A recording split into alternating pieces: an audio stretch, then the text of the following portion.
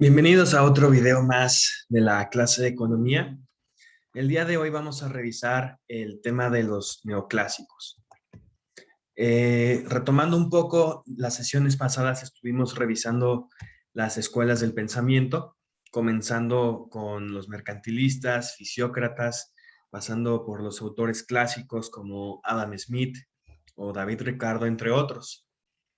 Sin embargo, la economía, como todo en la vida, es algo cambiante constantemente. Aunque hay ideas de los clásicos que pueden seguir siendo vigentes, la gran mayoría han quedado superadas y ahora llegan los neoclásicos a meter nuevas ideas que siguen siendo vigentes también algunas de ellas, pero van en constante evolución. Es importante conocer estas ideas porque nos dan perspectiva de cómo se han afrontado los problemas económicos en el pasado y nos ayudan a comprender de una forma más sencilla las nuevas teorías que se van desarrollando, ya que las teorías, puede haber algunas muy innovadoras, pero la gran mayoría surgen de viejas teorías. Dentro de nuestros autores neoclásicos tenemos a Mary Leon Walras, William Stanley Le Bon, es como francés, y Karl Menger. Estos tres autores van a sentar o sentaron las bases de la nueva escuela neoclásica a través del marginalismo. Aunque cabe destacar algo importante aquí es que estas tres personas, si observamos aquí, pues vivieron más o menos en el mismo periodo, pero vivieron en lugares completamente diferentes y llegaron a sentar bases muy similares. Es decir, sus teorías, aunque las desarrollaron de forma independiente, llegaron a conclusiones muy similares, por eso es que se les agrupa dentro del grupo de los neoclásicos. Dice aquí que, bueno, esta es una escuela marginalista. ¿A qué se refiere marginalista? A que es un enfoque microeconómico. Recordemos que en los clásicos teníamos un enfoque macroeconómico en donde se analizaban variables generales como la inflación, la renta, el comercio internacional, etcétera. Aquí ya no. Aquí ellos sentan sus teorías en el análisis individual, en el análisis, por ejemplo, de la empresa como unidad, de el comprador, de la persona como tomador de decisiones. Entonces, tienen un enfoque individual o marginalista. La teoría del valor. ¿A qué le dan valor los neoclásicos? Recordemos que, por ejemplo, los mercantilistas le daban el valor al oro y a la plata. Decían ellos que se tenía que desarrollar el comercio para poder incluir, para poder obtener más oro y plata de estas transacciones. En el caso de los fisiócratas, ellos le otorgaban el valor a la tierra. Decían que la tierra es la que te provee el valor y las otras actividades simplemente lo transforman. En el caso de David Ricardo, recordemos, él decía que el valor está en el trabajo. Pues para los neoclásicos es algo mucho más sencillo que nos puede sonar más lógico. Ellos le dan el valor a la utilidad que nosotros le damos a los bienes. La teoría de la utilidad como fuente de medición y del valor de los bienes. Aquí hay que hacer una pequeña paréntesis. Los contadores tienen un concepto de utilidad diferente a los economistas neoclásicos. La utilidad para el contador es la ganancia que obtienes después de una operación, después de ya de pagar impuestos. Para el economista neoclásico no es eso, es algo mucho más sencillo. La utilidad es qué tan útil es para ti un bien, qué tanto te sirve a ti un bien. Entonces ahí es ellos donde especifican esta parte. Como todo buen economista o como todos buenos economistas, los neoclásicos sentaron algunos supuestos que tenemos que seguir. El primero es el Homo economicus. Si recordamos, por ejemplo, a Charles Darwin en su teoría de la evolución, de que venimos del mono, pues han existido el Neandertal, el Homo sapiens, etcétera, Pues ellos desarrollaron un supuesto que el hombre es homo economicus. ¿Qué quiere decir esto? Que los hombres son racionales, es decir, que buscamos siempre obtener lo mejor, somos egoístas y tenemos un comportamiento hedonista. ¿Qué significa ser hedonista? Que buscamos el placer y la felicidad y evitamos el dolor y el sufrimiento. Esto es importante que lo tengamos bien claro porque esto es la base de toda la teoría neoclásica, en donde dice, es que el hombre toma decisiones de manera racional, analizamos los datos, analizamos las situaciones y escogemos lo mejor de acuerdo a lo que nosotros creemos. Somos egoístas porque buscamos nuestro propio placer y evitamos el dolor. Todo esto, pues, trajo un cambio de paradigmas de los clásicos, ya que refutaron sus teorías y comenzaron a introducir nuevos conceptos. El valor, dicen los neoclásicos, es subjetivo, depende de la utilidad. Por ejemplo, yo le puedo dar un valor ahorita a un vaso de agua. Para mí, yo estoy aquí en mi casa, estoy grabando clases, tengo las comodidades del hogar. Me pueden preguntar, oye, ¿para ti qué tanto vale un vaso de agua? Pues no mucho ahorita, ¿no? Pero, ¿qué pasa si me encuentro en la calle un día soleado, he caminado por varias horas y estoy buscando agua? ¿Tendrá el mismo valor el agua para mí en ese entonces que ahorita? Evidentemente no. No estamos hablando del precio, porque el precio se determina de una manera diferente. Estamos hablando del valor que yo le doy a ciertos bienes. Entonces, ese valor es subjetivo porque depende de la necesidad que yo tenga en un momento determinado. Y tenemos aquí la primera ley de Gossen, que dice que el consumidor gasta de tal forma el último peso, el consumidor gasta de tal forma que el último peso gastado en cualquier bien final tiene la misma utilidad marginal que el peso bien gastado en cualquier otro bien. ¿Qué quiere decir esta ley? Nosotros tenemos dinero para gastar y nosotros escogemos en qué gastar ese dinero. Dice Gossen que si yo tengo los últimos 10 pesos, yo voy a gastarlos en lo que yo quiera y la utilidad que voy a obtener de esos 10 pesos gastados es la misma utilidad que habré obtenido de gastarlo en cualquier otro bien que yo hubiera escogido. ¿Por qué? Porque soy racional. Entonces, si son mis últimos 10 pesos, los voy a gastar en el bien o en el producto que más utilidad me dé a mí. Si tengo 10 pesos y tengo sed, voy a gastarlos en una botella de agua. No me los voy a gastar en un chicle o no me los voy a gastar en unas papas. ¿Sí? A eso se refiere esta ley. Tenemos la utilidad marginal del dinero. Ya definimos de forma muy general lo que es la utilidad. Ahora, ¿qué es marginal? Seguramente ustedes han escuchado esta palabra en algún momento.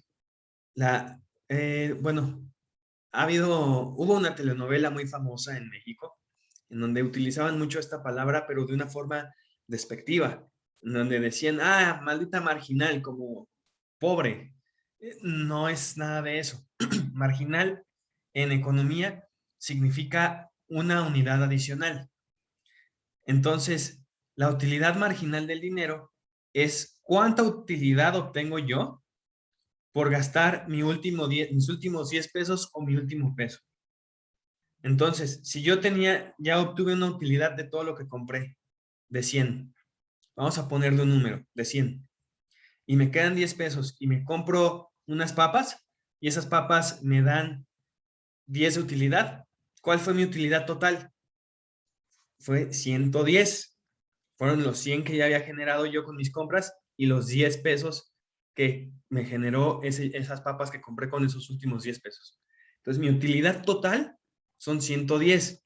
Mi utilidad marginal son 10 pesos, perdón, son 10 unidades, porque esos 10 pesos que compré las papas me dieron una utilidad de 10. Entonces, a ver, ojo ahí, hay que diferenciar utilidad total 110. Utilidad marginal, que es cuál fue la utilidad que obtuve de la última compra, fueron 10 unidades. Y si queremos sacar la utilidad marginal de un bien, pues simplemente multiplicamos su precio por la utilidad marginal del dinero.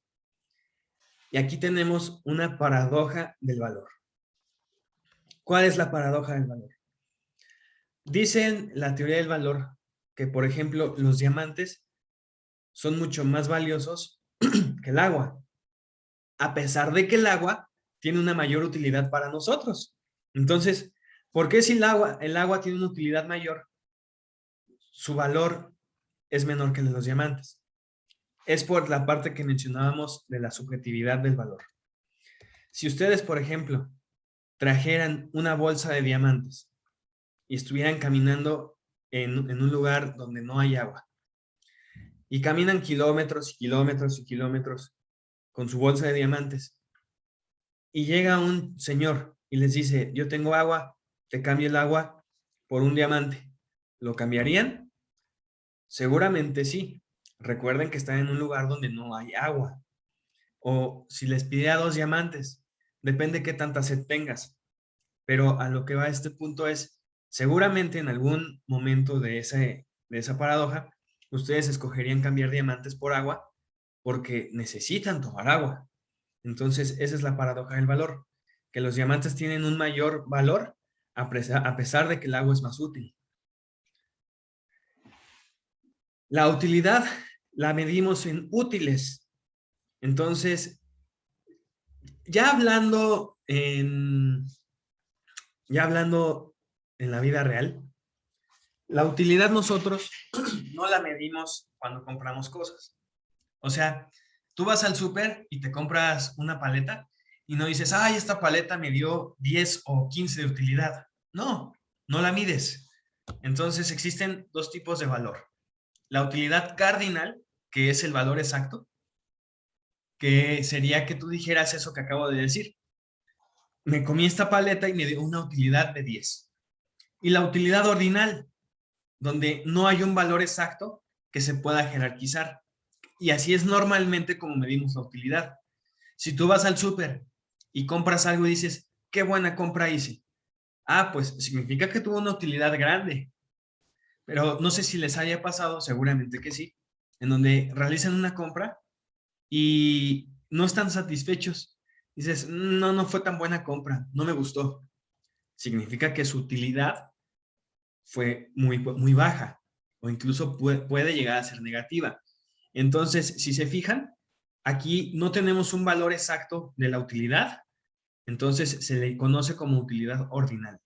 Si nosotros le asignáramos un valor, sería una utilidad cardinal.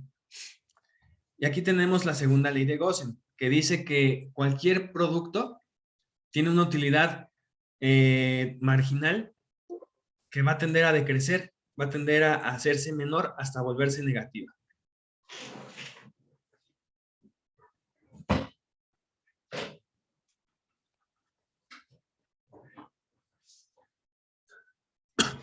Y vamos a ver un ejemplo. Aquí tenemos manzanas, pero vamos a cambiarle por agua. Ustedes tienen sed. Van llegando de la escuela, salieron de la escuela, se fueron caminando a su casa, fue un día muy soleado, llegan a la casa, cansados, tuvieron actividad física durante la mañana, entonces llegan y tienen sed. Se toman un primer vaso de agua. Ese vaso de agua les da una utilidad. Aquí le vamos a poner un número para poder explicar el ejemplo. Entonces, ese primer vaso de agua te dio 20 de utilidad, te quitó la sed. Pero fue un vaso y todavía tienes sed. Entonces, decides tomarte un segundo vaso de agua. Entonces, ese segundo vaso te dio otra utilidad de 15. O sea, te dio 15 de utilidad marginal, 15 adicionales, pero la utilidad total es 35. Pero tienes todavía sed. Entonces te tomas un tercer vaso de agua. Ese tercer vaso de agua te va a sumar una utilidad marginal de 10, llevando tu utilidad total a 45. Hablábamos que somos seres racionales, pero vamos a suponer que esta persona no es racional. Entonces, sigue teniendo sed. Se toma un cuarto vaso de agua. Entonces pasamos de 10 a 5 en utilidad marginal y llegamos a utilidad total 50. Y así va avanzando con 5 vasos, 6 vasos, 7 vasos, hasta que llegamos al octavo vaso. Fíjense qué pasa del séptimo al octavo vaso. La utilidad total se mantiene igual, por lo tanto la utilidad marginal es 0. Ese octavo vaso no aportó nada. Pero ¿qué pasa si todavía esta persona irracionalmente dice, vamos a tomarnos otro vaso de agua al 9? Ya es -1. ¿Eso qué significa? Ya te tomaste tanta agua que ya ese vaso te cayó mal, te cayó pesado, te sientes demasiado lleno y ya no estás bien. Pero como no eres racional, te tomas un 10º vaso. ¿Y qué pasa ahí? Ya vomitas el agua. Entonces ya es una utilidad marginal negativa de -2 y pasamos de 55 a 53 en utilidad total. Esa es la ley de Gosen, que dice que todos los productos tienen una utilidad marginal que va decreciendo hasta llegar a 0 o convertirse en negativa. Fíjense entonces algo bien importante que habíamos revisado en el concepto de qué es economía. La escasez, la necesidad. Nosotros le damos valor a las cosas porque existe la escasez y la necesidad. Por ejemplo, ¿qué pasaría si nunca nos llenáramos?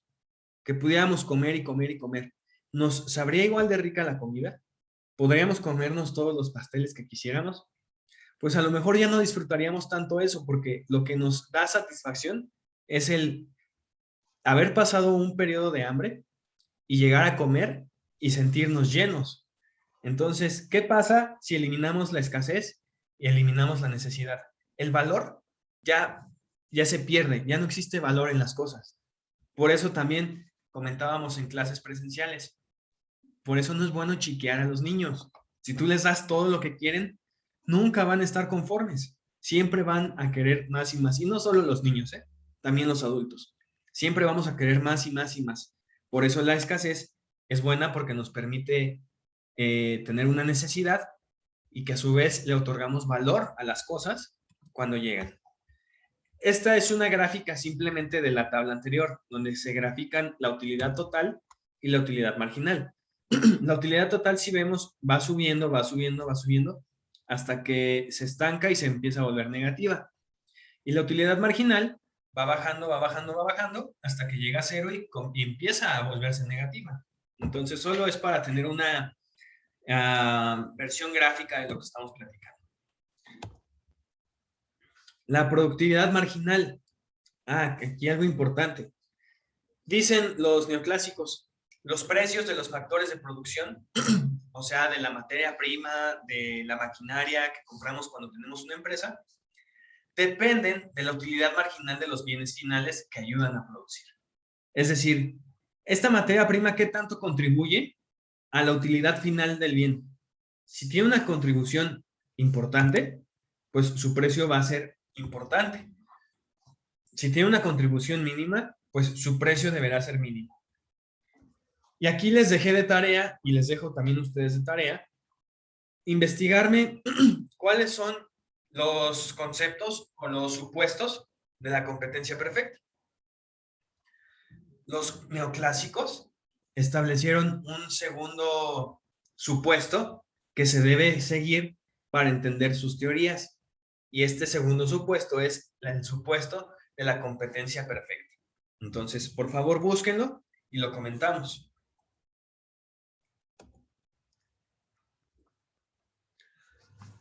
Si recordamos, los clásicos decían que para que la economía estuviera funcionando de manera adecuada, los salarios deberían mantenerse en su nivel mínimo. Pues los neoclásicos, en ese sentido, no son muy diferentes de sus compañeros predecesores, ya que ellos dicen que el desempleo se da porque los salarios están ubicados por encima de su aportación al producto marginal. Y en español, ¿eso qué significa? Significa que si existe desempleo, es porque le estás pagando a tus trabajadores de más, que su contribución al proceso es menor a lo que tú estás pagando. Solución, pues para que el desempleo para que baje el desempleo, hay que bajar los salarios hasta su punto de equilibrio con la productividad marginal. Es decir, siguen estando a favor de la reducción del salario. En particular, este punto de los neoclásicos ya se ha visto superado, aunque todavía hay muchas empresas que no lo entienden porque siguen peleando por tener salarios bajos con sus trabajadores. La verdad es que existen ya teorías, ya han existido trabajos, ¿cómo decirlo? Experimentos, es que no son experimentos. O sea, ya ha habido investigación en este campo, sobre todo en el campo de la administración, en donde el mantener buenos salarios a tus trabajadores los va a ayudar a motivarse. Claro que no es lo único, ya estaríamos entrando en otro tema, pero el tener buenos salarios permite tener una empresa saludable en muchos sentidos. Entonces, este punto lo tocamos porque lo dijeron los neoclásicos, pero está superado. Y ahora, otro punto muy importante de los neoclásicos. Y este es un concepto que a ustedes les puede servir muchísimo en la vida si lo aprenden a utilizar en las decisiones que toman. Dicen los neoclásicos que vivimos en un mundo de escasez y necesidad. Por ello, hay que tomar decisiones económicas sobre qué consumir y qué dejar de consumir. ¿Por qué? Porque nosotros no tenemos dinero para todo lo que quisiéramos. Entonces, a ti te dan, por ejemplo, tus papás dinero para el gasto semanal. Sobre todo, por ejemplo, cuando te vas a la universidad, que te vas fuera de tu rancho o de donde sea, si tú te mueves de ciudad, te dan un gasto semanal. Entonces, tú tienes que tomar decisiones en qué vas a gastar ese dinero. Transporte público, comidas, fiestas, libros, copias, ¿en qué? Entonces, el costo de oportunidad lo definen los neoclásicos como lo que dejas de producir, consumir, por producir o consumir una unidad adicional de X. Entonces, este concepto apúntenlo porque es bien importante. Es lo que dejas de consumir por consumir otro bien, o lo que dejas de producir por producir otro bien. Tienes 10 pesos, o bueno, tienes 1,000 pesos. ¿Qué vas a hacer con 1,000 pesos? ¿Producir tu bien A o producir el bien B? O produces 100 del A o produces 100 del B. O produces 50 del A y 50 del B. O sea, no nos alcanza para producir 100 y 100. Tenemos que escoger. En la vida también se dan estas decisiones. Por ejemplo, les comentaba yo en clases que una maestra, cuando nos explicó este concepto, utilizó un ejemplo que en su momento se me hizo algo tonto, pero sigo recordándolo, entonces creo que no fue tan tonto, porque se me quedó grabado y me ayudó a entender el concepto de costo-oportunidad. Ella tenía, en ese entonces, se acababa de comprometer con su novio. Y ella nos decía, a ver, ¿cuál es mi costo de oportunidad de casarme con mi novio? Y nos explicaba, dice, pues, a ver, yo tengo pretendientes, o sea, dicen por ahí en las redes sociales ahorita, el ganado, ¿no? Que es una forma algo despectiva, pero bueno, así lo dicen. Entonces, ¿cuál es el costo de oportunidad de casarme? Es el dejar de lado a todos mis pretendientes.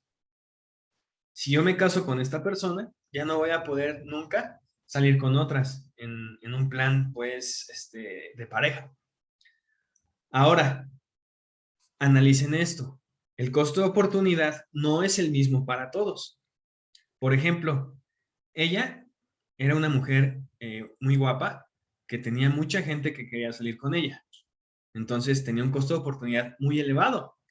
Pero, por ejemplo, si fuera yo, que no tengo pretendientes o pretendientas, mi costo de oportunidad de casarme con mi actual pareja sería bajo, porque dejo uno o dos pretendientes por mi pareja. Ella estaría dejando muchos pretendientes por su pareja. ¿Qué pasa? Si el costo de oportunidad es elevado, significa que estás tomando una mala decisión. Ojo, en el ejemplo de la maestra no aplica porque pues, ahí entran otras variables como el amor o diferentes cosas. Pero vamos a ver otro ejemplo. ¿Qué hacen ustedes? ¿Qué estarían haciendo ustedes en lugar de estar tomando esta clase? Cada uno tiene respuestas diferentes. Por ejemplo, algunos dicen, yo estaría dormido. Entonces, ¿cuál es el costo de oportunidad de tomar la clase de 50 minutos? Ah, pues dejar de dormir 50 minutos. Entonces, ¿qué es más importante? ¿Dormir 50 minutos o aprender sobre economía en una clase? Ya esa es respuesta de ustedes. Pero yo cuando estaba dando clases en la universidad, pues ahí llegué a tener mamás, sobre todo mamás solteras, o papás también, pero sobre todo mamás. Y cuando tocábamos este tema, yo les decía, ¿cuál es el costo de oportunidad de estudiar la carrera? Y decía uno de ellos, ah, pues yo igual, no dormir. O yo estaría jugando videojuegos en la casa. Y decía una de ellas, yo es dejar de pasar tiempo con mis hijos. Se los tengo que encargar ahí a mis papás, ¿no? Entonces, vean cómo el costo de oportunidad de estudiar una licenciatura es diferente para cada uno de ellos. Unos están dejando de jugar videojuegos, otros están dejando de dormir y otros están dejando de pasar tiempo con sus hijos. Entonces, este costo, pues es diferente para cada uno. Pero, ¿qué pasa si, por ejemplo, la escuela es de 8 de la mañana a 2 de la tarde? Dices, pues voy a dejar de pasar esas horas con mi familia y en 4 años me voy a titular como licenciado o como ingeniero. Entonces vale la pena. Es un costo que puedo aceptar. Pero ¿qué pasa si extienden el horario de clases de 8 de la mañana a 8 de la noche? El costo de oportunidad se vuelve demasiado grande porque ya no estás pasando tiempo con tus hijos para nada. Llegas en la noche a hacer tarea, a preparar lo de la casa, etcétera, y dejas de pasar tiempo. Entonces, probablemente habría gente que diría, ¿sabes qué? Ese costo es muy elevado. Me salgo de la escuela. Y este concepto es importante porque nos ayuda a tomar decisiones. Por ejemplo, último ejemplo de costo de oportunidad. Hace unos días estábamos cotizando algunos materiales con mi socia, que vamos a poner un restaurante pizzería, y ella decía, estábamos en un centro comercial en Morelia buscando vasos, y me dice ella, es que yo vi estos vasos en la otra tienda al otro lado de Morelia, 5 pesos más baratos. Y yo le digo, 5 pesos, ¿cuántos vamos a comprar? Y vamos a comprar 20 vasos, entonces son 100 pesos más baratos. Y le dije yo, ok, son 100 pesos menos, pero ¿cuál es el costo de oportunidad? Es irnos, o sea, si los compramos aquí, estamos dejando de comprar 100 pesos más barato allá. Pero ¿qué implica también? El tráfico, el sol, la gasolina, el desgaste, etcétera. ¿O qué pasa si los compramos allá? Pues los compramos 100 pesos más baratos, pero es meternos otra vez al tráfico, gastar la gasolina, el sol, etcétera. Entonces yo le dije, ¿sabes qué? Para mí el costo de oportunidad es más bajo de comprarlos aquí. Aunque pagamos 100 pesos más, ya nos quitamos ese pendiente, no nos vamos a solear, no vamos a estar en el tráfico, entonces pues, tomemos la decisión. Y ya, total, escogimos ahí. Pero así ustedes pueden ir midiendo cuál es su costo de oportunidad de hacer las cosas. Si te la pasas 3 horas en Facebook, ¿qué estás dejando de hacer esas 3 horas? A lo mejor estudiar, pasar tiempo con tus papás, hacer ejercicio. O sea, hay muchas cosas importantes que estás dejando de hacer por hacer lo que estás haciendo. Entonces, eso es el costo de oportunidad. Otro concepto importante de los neoclásicos es el excedente del consumidor. ¿Qué es eso? Algo muy sencillo que se utiliza en microeconomía en las empresas para establecer el precio de venta. Dice aquí, es la diferencia entre la cantidad máxima de dinero que un consumidor estaría dispuesto a pagar por determinada cantidad de un bien o servicio y la cantidad que realmente paga. Es decir, la diferencia entre lo que tú pagas por un bien y lo que tú estarías dispuesto a pagar. Esa información, ¿de qué nos sirve? Imaginemos Bueno, si yo como empresario determino el excedente del consumidor de mi gente, yo voy a poder determinar mis precios. Por ejemplo, ¿cuánto estarían ustedes dispuestos a pagar por un celular? Hice la pregunta en forma presencial y me contestaron la gran mayoría que 20,000 pesos. Es lo máximo que pagarían por un celular. ¿Y cuánto costó su celular? Ah, pues costó 15,000 pesos. ¿Cuál es el excedente del consumidor? 5,000 pesos. Pagaron 15, están dispuestos a pagar 20. ¿Qué pasa si yo determino eso con mis productos? Pues puedo subir el precio a la cantidad máxima que está el cliente dispuesto a pagar. Pero ¿qué pasa si yo lo subo, por ejemplo, a 25? Ya es más de lo que tú estás dispuesto a pagar. ¿Qué va a pasar con mis productos? Pues no se van a vender, se van a quedar ahí.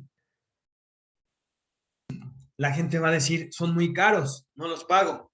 Entonces, eso es el excedente del consumidor.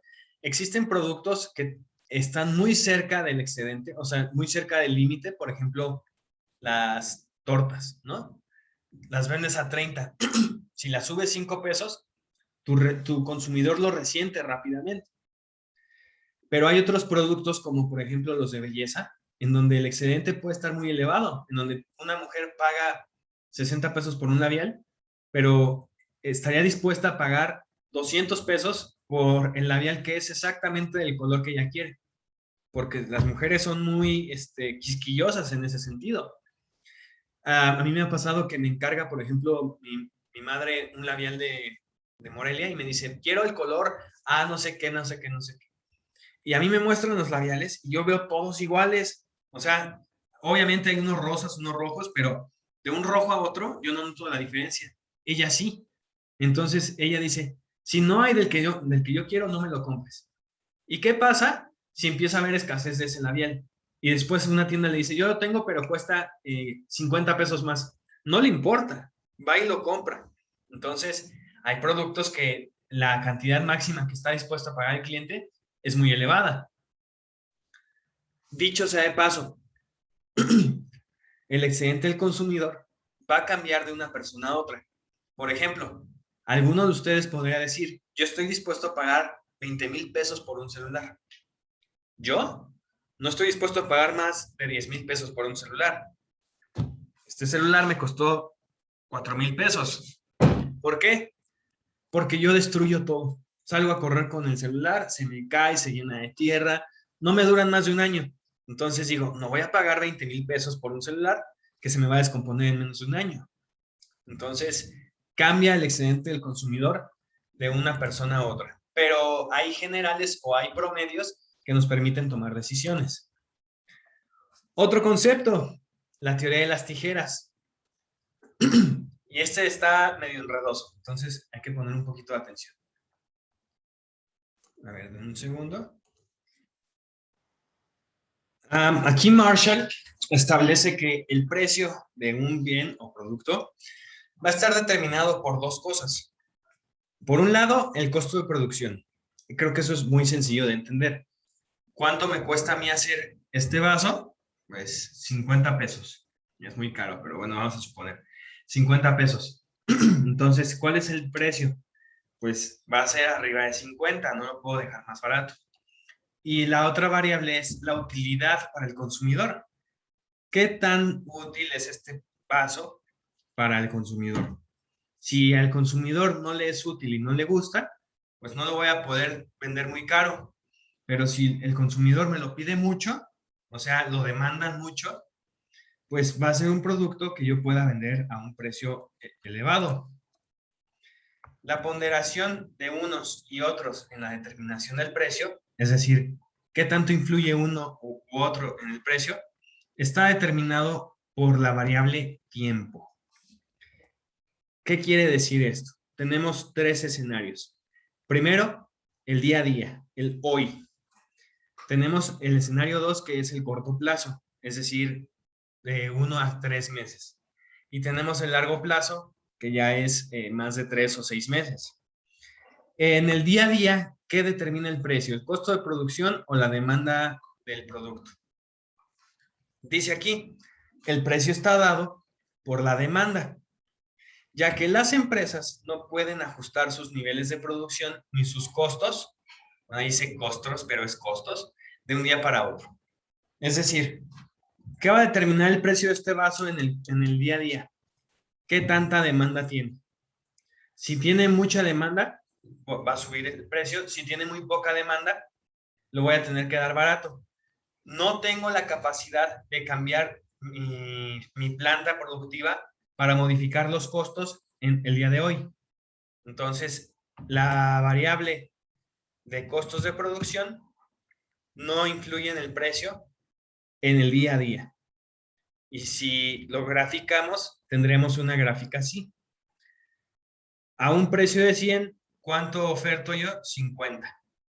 A un precio de 80, 50. A un precio de 20, 50 unidades. ¿Por qué? Porque está determinado el precio por la demanda. En el corto plazo, es decir, de 1 a 3 meses, aquí las empresas ya pueden reaccionar a las condiciones de mercado modificando sus costos variables. Ustedes en contabilidad seguramente ya habrán visto que es un costo variable. Sus costos fijos siguen siendo constantes. Es decir, como empresa en el corto plazo, yo tengo la capacidad de modificar mis costos variables, pero los fijos no. Aquí tanto la oferta como la demanda van a determinar los precios. Y tengo esta gráfica de oferta, en donde a 20 pesos vendo 10 unidades. A 40 pesos vendo 40. A 60 vendo 60, etcétera.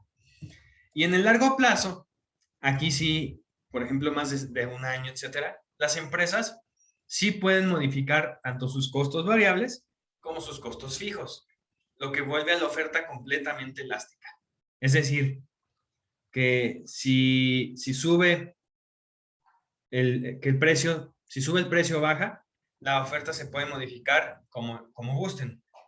Entonces, es completamente contraria a la oferta del día a día. Aquí era una oferta completamente vertical, acá tenemos una oferta completamente horizontal.